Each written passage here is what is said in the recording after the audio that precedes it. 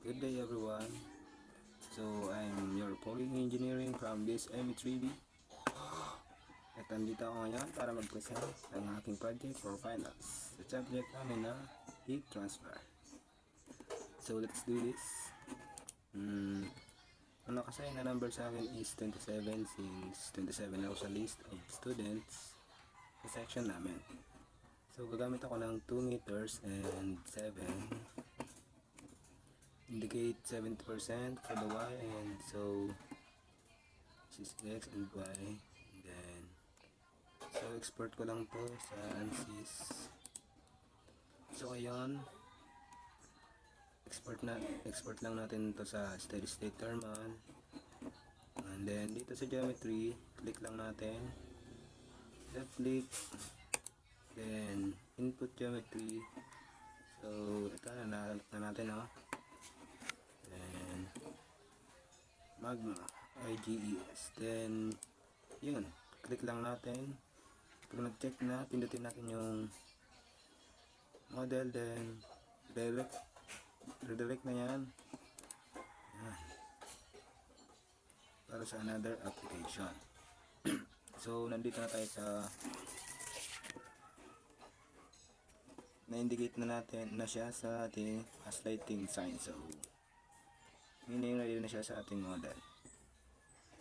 Open na natin to, then ayan.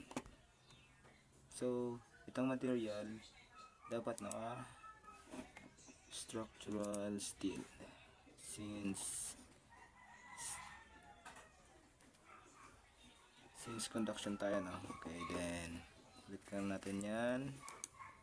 So structural system, connection, okay na yan. So dito na tayo sa mesh.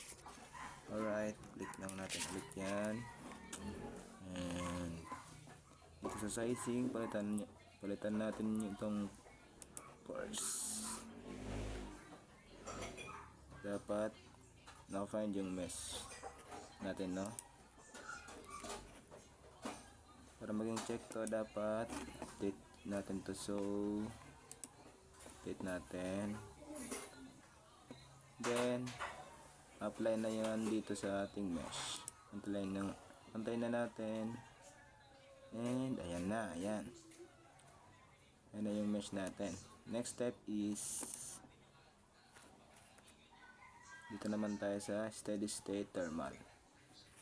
Since hinahanap natin is yung total heat flux and temperature, so maglalagay tayo ng temperature.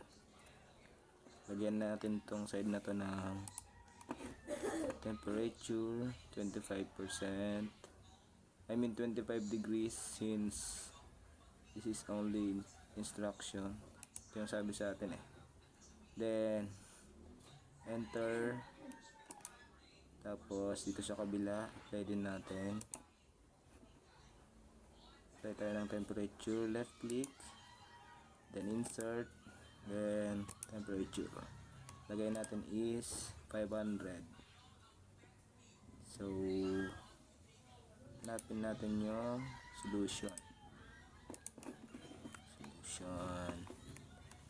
Pindutin lang natin yung solution, left click, then insert thermal.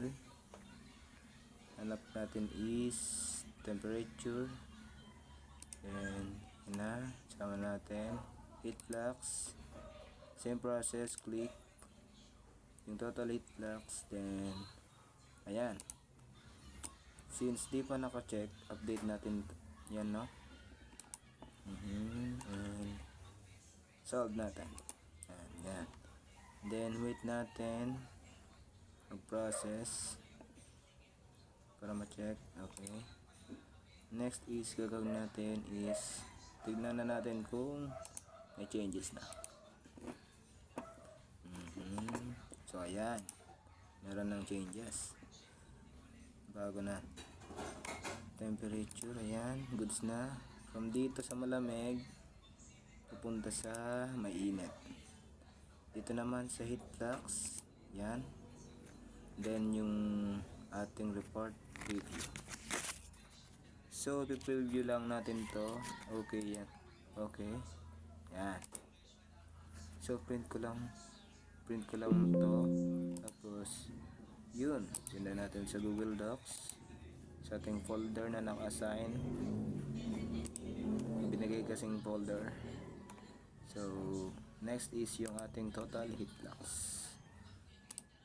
Heat flux. Yun. Umabot ng 15,000 yung max. Then, pangalanan natin to. Tapos, send na natin sa Google Docs. And then, dito sa report preview, pinutin lang natin to. Yan.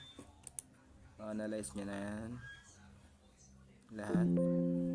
Wait lang natin. And, so, yan na. Ito na yung report preview. Then, print na natin. Yan. Tapos na. Send na natin sa ating Google Docs. So, that's it. That's it, guys. Have a great day and stay positive. Happy New Year.